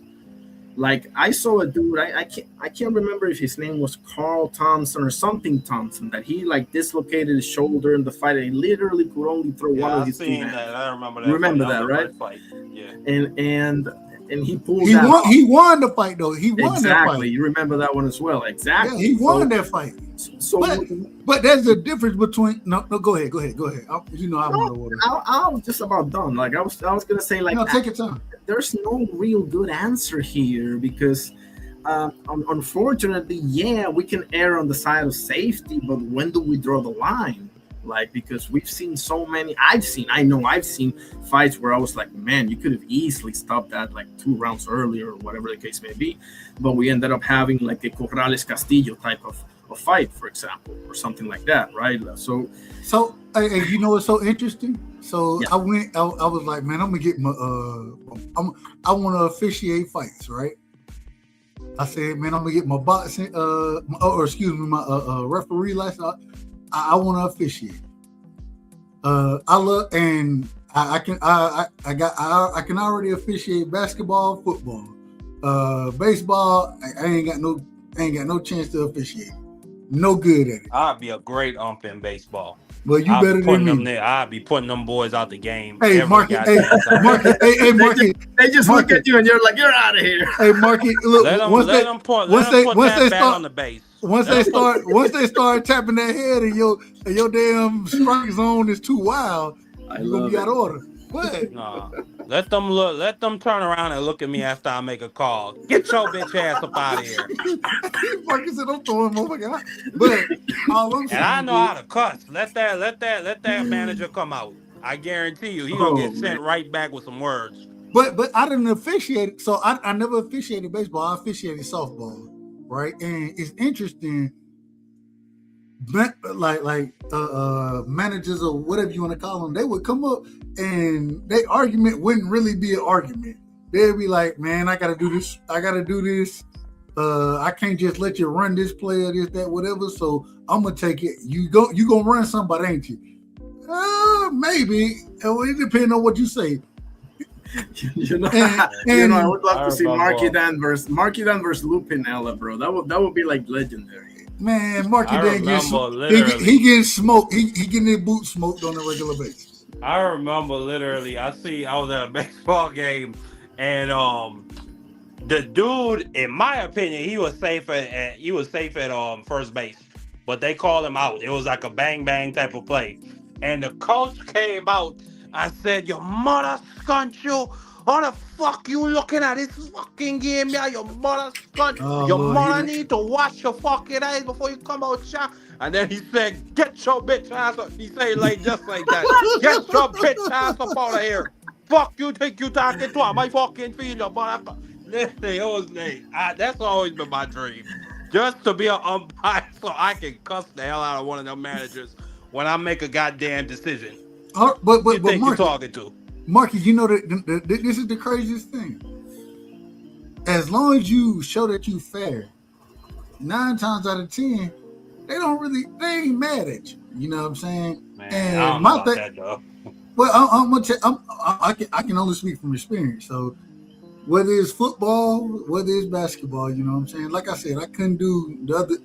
I did softball in college and shit like that, but man, I can navigate through it because at the end of the day, nigga, I'm just gonna be fair. I don't care who wins. I'm just gonna be fair, and I want y'all to both perform fantastically. That's it. You know I what remember I was at a volleyball game, and I think you don't even know how to judge a volleyball game. I know how to judge volleyball. What you mean? No, you don't. Yes, I do. I was at a volleyball game. Goddamn it! And the referee. Hey, irony. He lying. He lying right now. I'm telling the truth. Goddamn it! Volleyball. I wasn't good at volleyball, but goddamn it, I played it. Like indoor I tell you that dub right there. Or beach. Hey, hold on. Ask the question again, irony. Ask that again. I can't hear irony. Oh, 1 second. Can you? No. Hold on. You can't hear irony? Yeah, let me go and come back. Give me a.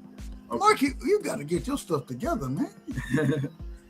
Because indoor volleyball is exciting as hell, but I don't know next to nothing about volleyball. But I've never judged. I love volleyball, especially women's volleyball. Oh, yeah. But I don't blame you. But I've judged indoor volleyball. Never judged beach volleyball or anything like that. Never. You know what I'm saying? Oh, but the thing is it's only a few things you gotta call. It ain't like it's a handful of calls that you gotta make. Is the ball in or out, right? Did they impede the net? That's what I was gonna say. If you're in the net, yeah. It's only a handful. That's what I was gonna say, Dub. It was a Chinese, or I don't know if he was Chinese, but he was Asian. He was probably from Trinidad or Dominica or from somewhere, and not even a coach. Somebody's mother came down onto the court after one of the girls from the other team jumped in the net, and she said, "What fuck you watching ya, you chunky eye mother scunt you? You eating too much fucking." I don't know why. It was the volleyball games that used to be the worst. I swear to God, I remember, and I can't explain to you how this happened. Like, one of the girls got bit. I'm not playing with you. She got bit by somebody on the other team. I don't know if like they were close in the neck, and she spiked the ball and like her teeth. I can't explain that shit. Her mother came down from the stands, dog, and they walked up to the girl. They fought her? And they said, yes. And she walked up to the girl with her daughter. And she said, Ronnie, hit my mother's gun. I said, oh my God. And they started fighting. It's always the volleyball games was the worst. I don't know why people got so heated at those. No, well, and it's interesting. So, man, I played ball in school, right? And when I told my ACL, MCL, meniscus, we done went through this already. But hey, after that, I was like, well, shit, I could be I love sports, so I can ref this stuff. So I'm doing it, and this is in college. And the crazy thing is the volleyball people. Well, there were two individuals, and y'all. The second one might be a little different. Two individuals that always had a problem with me. The volleyball people and the soccer folks. You know what I'm saying? Those were the two individuals that always had a problem with me. Basketball, I was kind of cool. Football, cool with. Well, and even then, I'm in college. I'm not judging major foot. It's flag football, so I mean it is what it is. You know what I mean? How tall are you? 6'5". Oh, okay, makes sense. And so, you can make those judgments in those situations, but Nick, man, I always lean on the side, man. I'm not finna throw nobody out. Hey, if they're a tad bit out of order, hey, you be out of order, and then we'll figure it out. You know what I'm saying? Only threw people out of order too. And see, it's the people like you, Marky, that I had to throw out this. The games I ended up. I'm talking about if I was the ref, I'd get out of order. For what? Because it's fun. It makes for classic moments. No, I'm not trying. That's a fact, Mark. I don't want no classic moments. I want them to have a good game, and I want it to be a fair game. That's it. Like, do you remember the NBA refs from back in the day, like Steve Javi and freaking Crawford and Pavetta? Joey Crawford was a punk. Bro, he was an outlaw, bro. I'm telling you. What's your boy who he admitted to cheating? What's his name? No, that's Tim Donaghy. That's a piece of shit. Donaghy. Yeah, that's a piece of shit. Bro, that Sacramento series where the Lakers, I'm a Celtics fan, by the way, where the Lakers... you a Celtics fan. You out of order. You already out of order.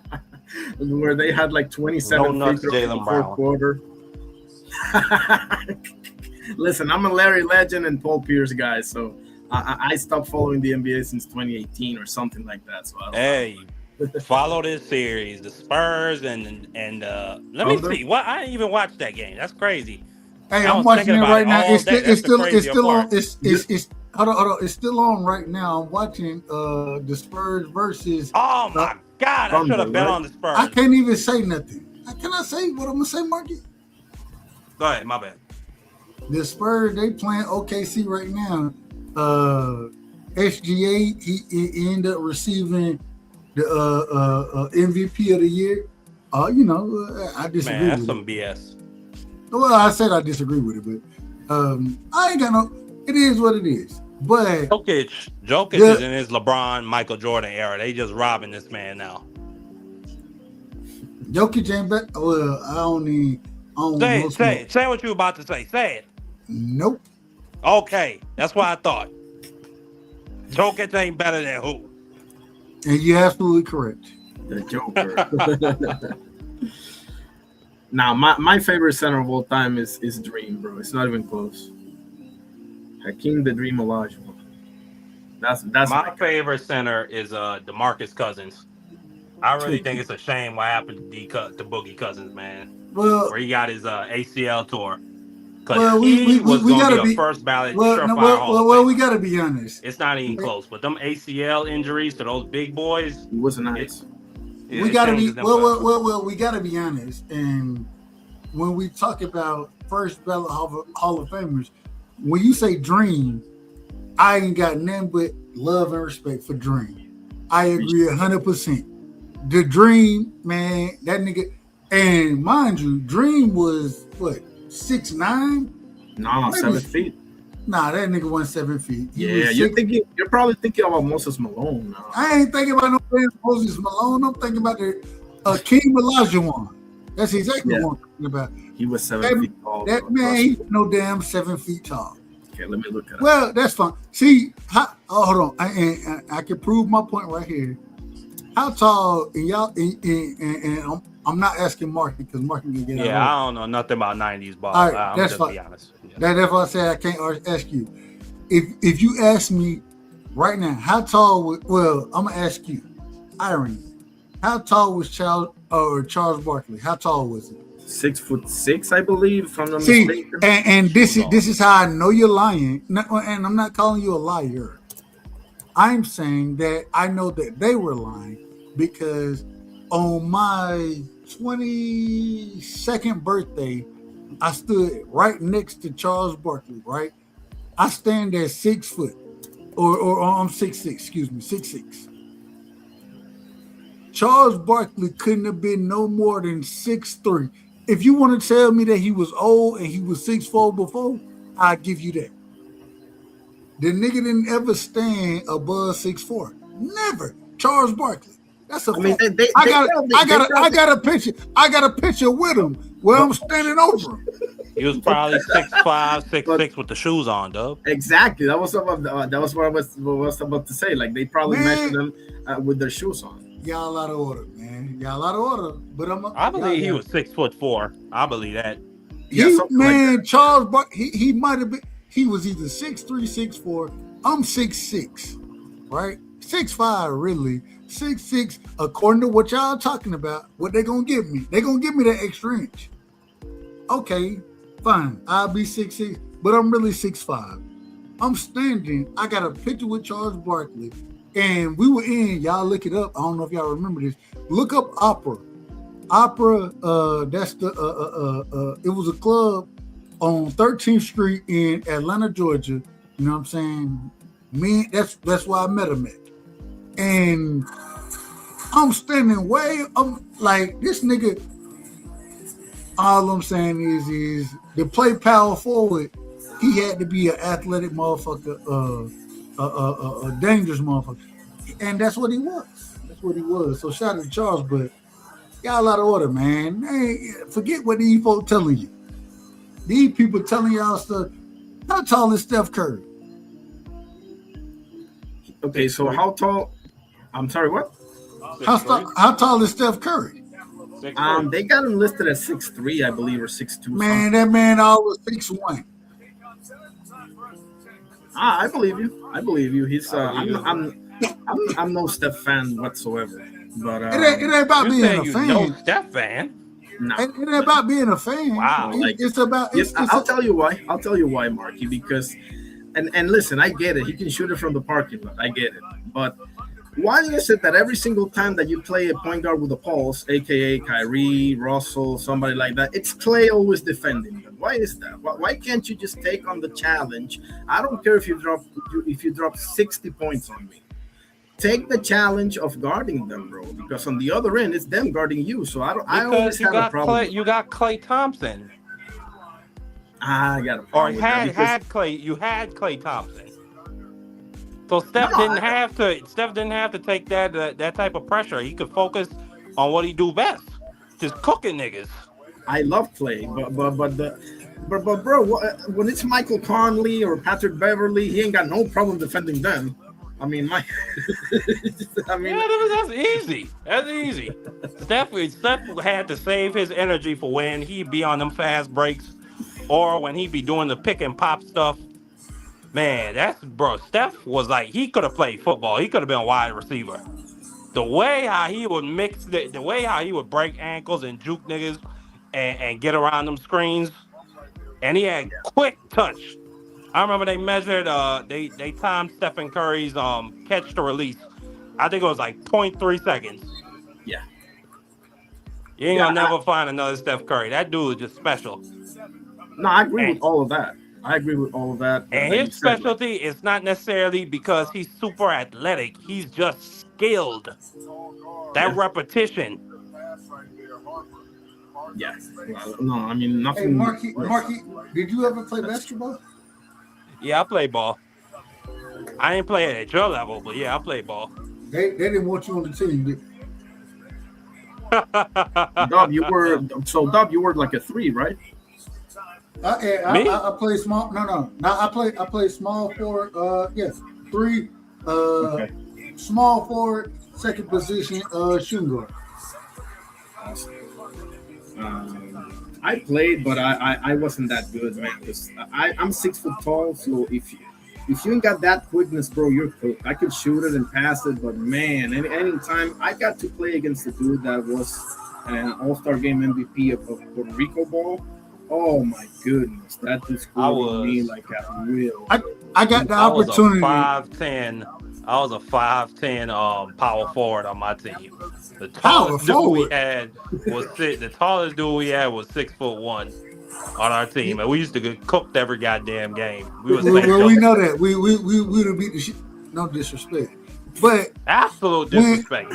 Disrespect us. We were trash. I don't want that ain't my life. But we got a chance. Y'all look it up. Look up DC United. You know what I'm saying? Ty Lawson, Kevin Durant on that same team. I got Kevin Durant, and I'm just gonna be honest. It wasn't nothing I could do with Kevin Durant. That nigga, man, he gave me buckets. You know what I'm saying? Now I ain't gonna lie to you. Steph Curry gave you buckets too. Who? Steph Curry. I never played against Steph Curry. He still gave you buckets. I had against KD, and it's crazy. KD and Ty Lawson, DC Assault. I think it's DC Assault was the name of the AAU team. And I'm sitting here like, bro, I'm guarding Kevin Durant, and brother, it ain't shit I can do. Normally, I can do some shit against individuals. You know what I'm saying? I can body yak. It wasn't shit I could do against him. The great thing, and this is why I say it's great. He only gave me like 27 or something like that. To only say a nigga gave you 27 is crazy work. Is this the one, Dub? Is this the one you're talking about? I think that's the football. Is that the football team or the basketball team? No, I think that's basketball. No, I think that's the soccer team because it said Ontario. DC United, they were out of Washington. Well, they were out of DC, like literally DC. DC United. Okay. Let me look at it. DC, but I'm spelling it correctly, right? DC United. No, you spell. Hold on, I'm gonna send it to you. I'll send it to you. Okay.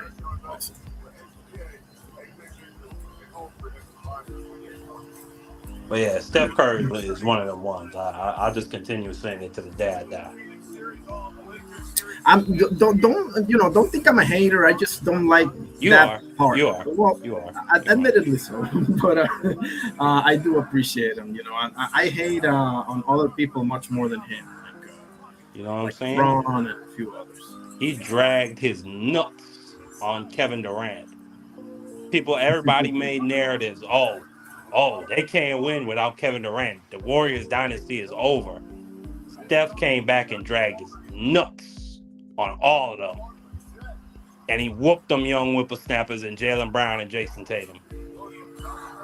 I remember that game. I think he closed it out with like 4 straight threes. They went up by 20 in the fourth. I remember that man, Steph Curry. He scored 15 points in under a minute. That man hit 5 threes in under a minute. There's nothing you could do with folks like that. That's just special. That's true. I never seen like a quicker release than that one. Not even Ray Allen, to be honest. Nope. And you looking at it, I think Steph Curry is what, 36, 37? They about to be talking about him like LeBron in a couple of years. He might even come for LeBron record if LeBron retired this season. He might come for that point championship. He changed the game. Like that's a fact. You know, he changed the game, and it's much better for the NBA Steph Curry than LeBron James because not everyone is 6'8". But there's a bunch of dudes that are 6 foot, whatever it is, 1, 2, and just shoot the ball and like, you see what I'm saying? Like for young up and coming people, it's way more inspirational to look at Steph Curry because LeBron is like a Mack truck, bro. Like not everyone's built that way. He was an All-American basketball and football wide receiver. So, I mean, that's just like a unicorn type of athlete. But you look at a Steph and you're like, okay, I can do this, so it's way better from a league standpoint. Absolutely. All those young little Chinese kids who can't jump. They said I can make it there now. Exactly. You said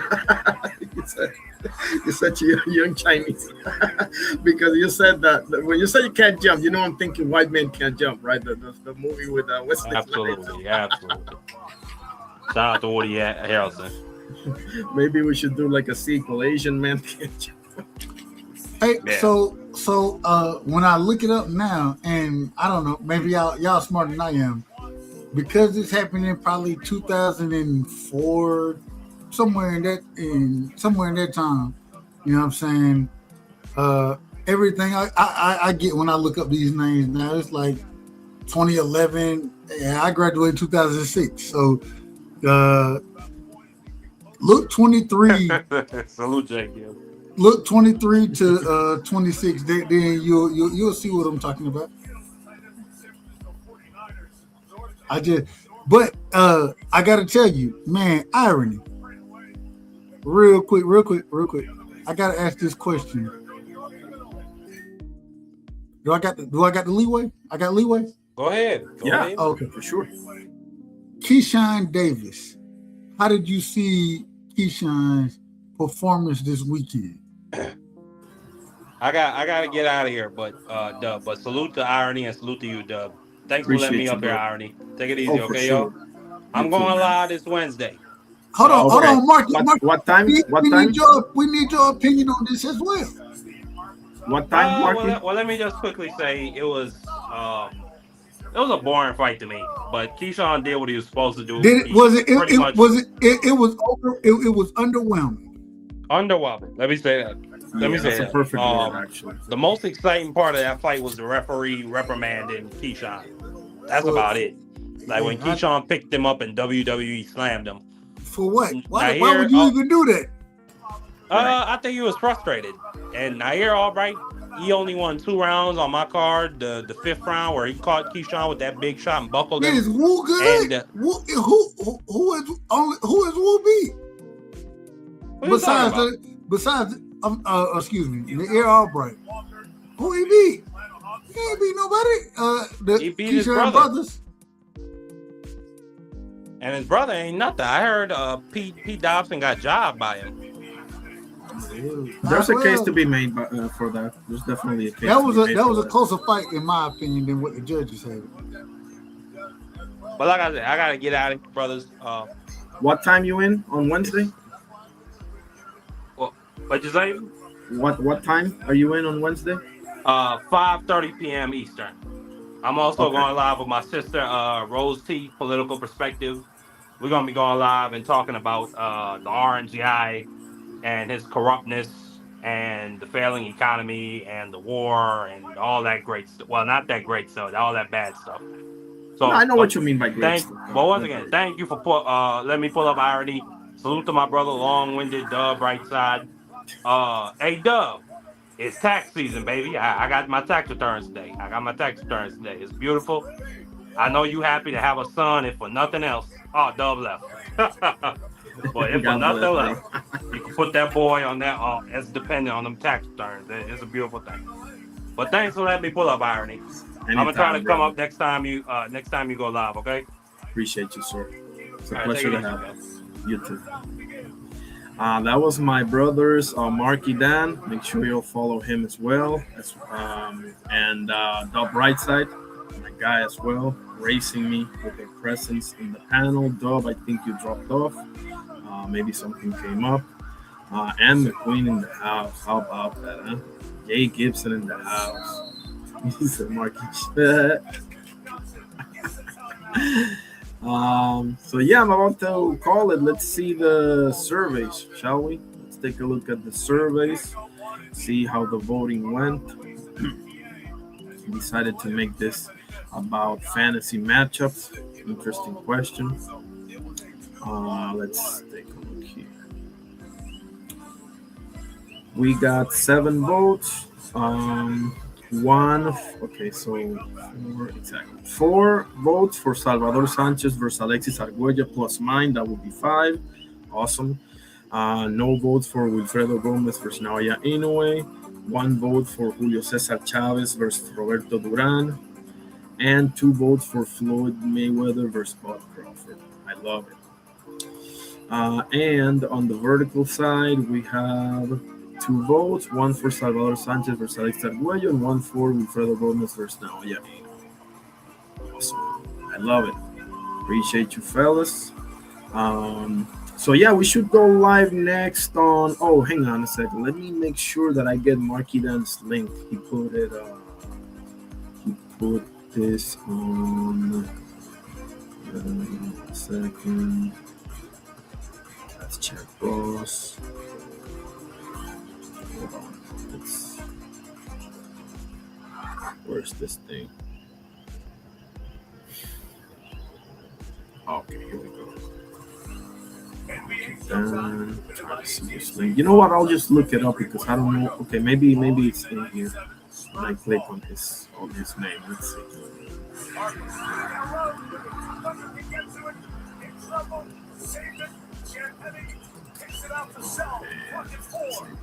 I'll look it up.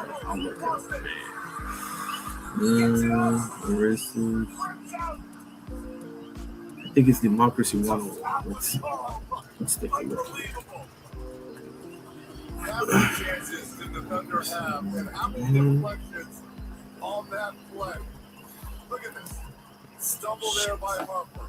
Okay, okay, I got your number. I'll text you. I just remember I got your number. Yep. Awesome. So a special thank you to everybody that pulled up, right? My brother Marky Dan, my brother Dub Rightside, my brother Jay Gibson, my brother Am McQueen, my brother Slide Counter, my brother Champ Ross. Let's see. Bruce Gas, Boxing Jazz and more. My guy, check him out tomorrow night. Trivia, great trivias on boxing and boxing movies and also wrestling. I haven't done a wrestling trivia, man. I gotta get to one of those. Angie Baby, appreciate you as well for sure. God bless you all, fellas. It was awesome. Jay Will as well, my guy, Jay Will. Everyone that pulled up, appreciate you all. Oscar Perez, El Carnal.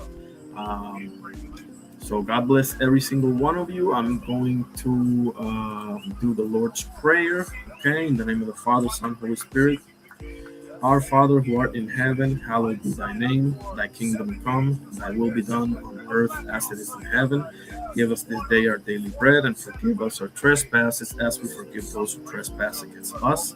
And lead us not into temptation, but deliver us from evil. For thine is the kingdom, the power, and the glory, forever and ever. Amen. Father, Son, Holy Spirit. Thank you, God, for everything. And next live should be on Thursday night.